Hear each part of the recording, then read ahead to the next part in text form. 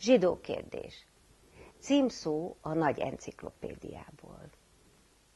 Ha a nagy enciklopédiában, amelyről ábrándozni szoktam, és amelynek, mint a 18. századbelinek célja volt rendbehozni századunk rettenetesen összekuszált fogalmait, nekem osztanák ki a fenti címszót, bevallom, egy pillanatra zavarba jönnék.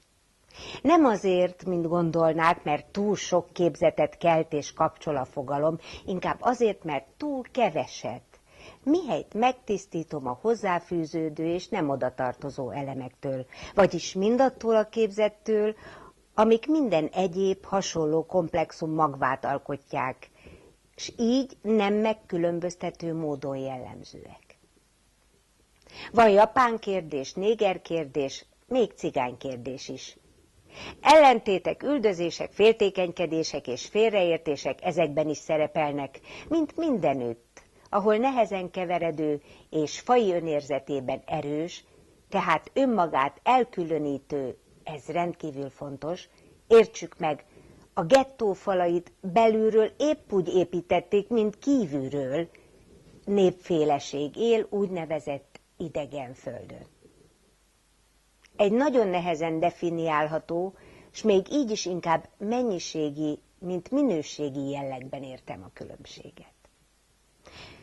Az a szó, hogy zsidó, sokkal ismertebb, majdnem azt mondhatnám népszerűbb a régi zsidó ország nagyságához és történelmi szerepéhez képest, mint a többi diaszpórában élő fajta neve. Mindenki tudja, mit kell érteni zsidó alatt. A képzelet számára gazdag anyagot szolgáltat a fogalom. Ennek a hírességnek kivételes és ritka forrása van. Egy régi könyv, a Biblia, aminek két részét, az Ó és Új Testamentumot nem lehetett külön választani, amikor a kereszténység tüneményes hódítását elvégezte a földgolyó műveltebb és hatalmasabb földgömbjén.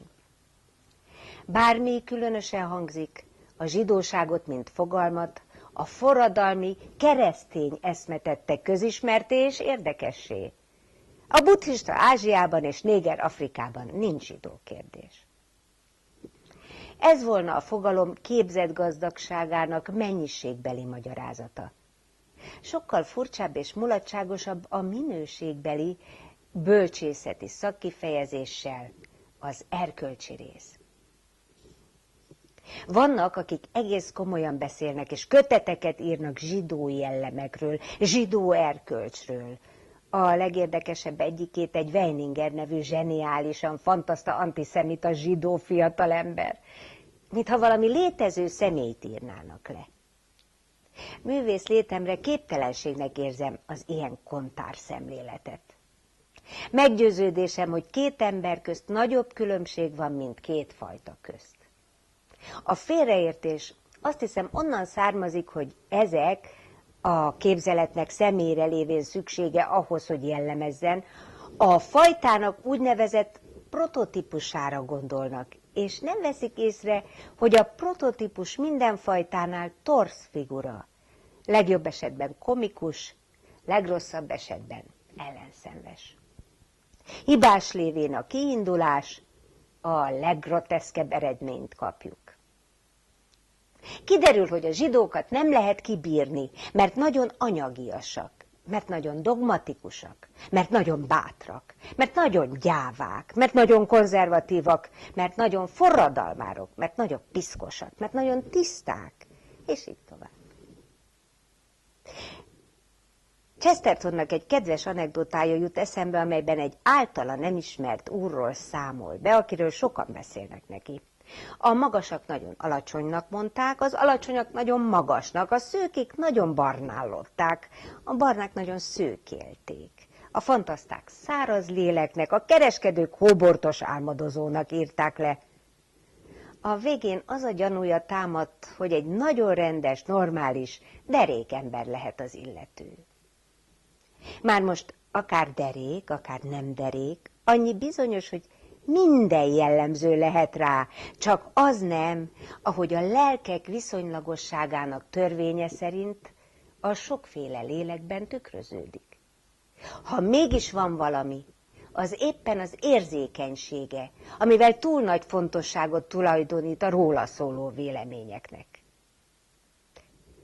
Freud Zsigmond egy francia írónak arra a bombasztikus kijelentésére, hogy a freudizmusra csak a zsidó nőknek van szükségük, tudóshoz méltó óvatossággal és körültekintéssel úgy nyilatkozott, hogy statisztikája szerint a zsidó fajból származó női páciensei közt valóban igen sok infantilis, túlérzékeny lelket talált. Magam kávéházi és vendéglői zsidózó jelenetek megfigyelése közben nem tudtam szabadulni attól a benyomástól, hogy a boros fővel zsidózó duhajok sose veszik olyan komolyan a dolgot, mint a zsidók. Valami évődés, enyergésféle van a kihívásban, sőt, közeledés és barátkozási vágynak durva formája, és gyakran voltam tanúja, hogy a helyesen, vagyis szintén évődve adott válaszra összeölelkezett a két társaság.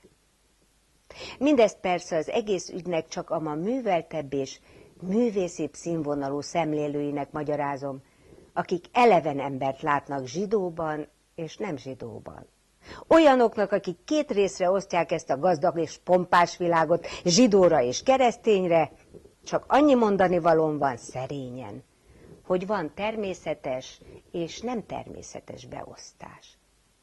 Természetes beosztás lehet még az is, ha az embereket kétfejűekre és egyfejűekre osztom, feltéve, hogy volt már kétfejű ember a világon.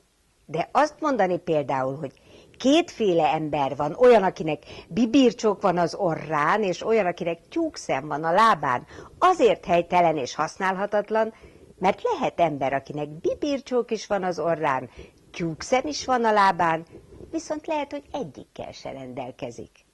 Vannak ugyanis erkölcsben és jellemben keresztény zsidók és zsidó keresztények, viszont vannak még pogányok is, például. Ami végre az egészen magas humanisztikus erkölcsi szempontokat illeti, mint az antiszemitaság vagy filoszemitaság jogosultságának és jogosulatlanságának eszményi problémája. Erre nézve volna egy egészen szerény gyakorlati indítványom. Miután jónak és rossznak normáit az emberi törvény tűrhető módon kodifikálta, a jónak pártolását és a rossznak üldözését talán mégse kellene középkori ördögűzés formájában végrehajtani. Vannak, akik azt mondják, hogy a zsidók csalnak és lopnak, ezért kell őket üldözni. Nem egyszerűbb dolog általában üldözni a csalókat és tolvajokat? Ha sok lesz köztük a zsidó, annál rosszabb rájuk nézve. Szerintem az egész komplexum ilyen egyszerű elemekre bontható. És így nyugodt lelkiismerettel mondhatom, hogy a zsidó ügyben csak a kérdést látom bonyolultnak. A feleletet igen egyszerűnek gondolom. A lelkiismeret kinek-kinek szívében ugyanazon a helyen őrzi, ahol jó és rossz emberi dolgok számára tartogatja a válaszokat.